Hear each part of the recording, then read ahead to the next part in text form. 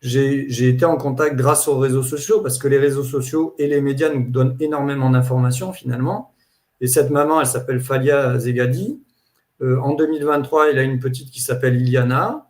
Iliana a eu les vaccins à 2 mois, donc les vaccins hexavalents, diphtérie, tétanos, polio, machin, tout ça, et le pneumocoque le même jour.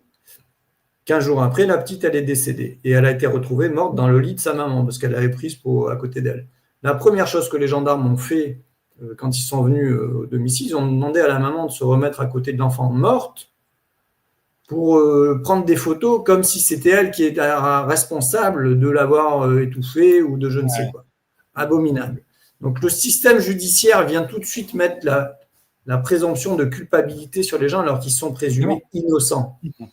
Et c'est dégueulasse. Il y a eu une autopsie de cette petite qui a montré que c'était une myocardite. La maman m'a envoyé le compte-rendu d'autopsie, je l'ai publié sur Twitter, j'ai écrit au médecin de la pharmacovigilance de Toulouse, et il n'y en a pas un qui reconnaît que c'est les vaccins.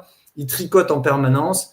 Il laisse sous-entendre que cette petite Iliana, elle avait eu des maladies, que c'est peut-être dû à des maladies. Ben oui, on lui a injecté 7 maladies d'un coup, 15 jours avant, diphtérie, tétanos, polio. Et qu'effectivement, en injectant ces maladies, il y a une réaction immunitaire et immunologique.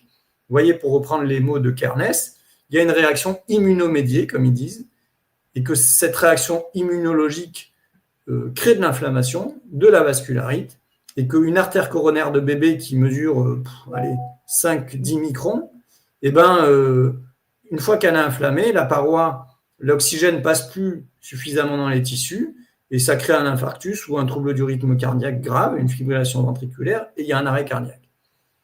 Et ça, on nous empêche, et ça c'est absolument dégueulasse, ce que fait le gouvernement depuis 4 ans, on nous empêche de le révéler aux parents.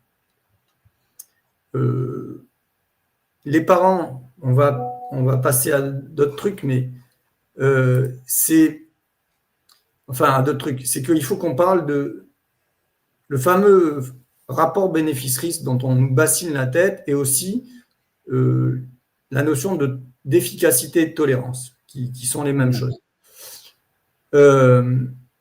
En fait, il y a un risque grave avec ces vaccins, mais on nous empêche d'en parler. Et ils minimisent tout le temps. Je reviens à ce rapport de l'Agence du médicament là, pour les 0-2 ans. Donc, ils ont analysé les données de 2021. Déjà, on nous dit qu'en 2021, il y a eu 6,6 millions de vaccinations chez les enfants de moins de 2 ans. T'imagines quand même, hein. C'est monstrueux. C'est-à-dire que si tu prends la population de 0-2 ans en France, c'est 1,3 million d'enfants. Et là, 6,6 millions de vaccinations. Donc, en gros, ils ont tous eu 4 injections différentes. Donc, c'est bien plus que 4 maladies. Et là, eh ben, on nous dit qu'il y a des cas graves, mais il n'y en a pas tant que ça. Et je vais vous dire combien il y en a qui sont déclarés.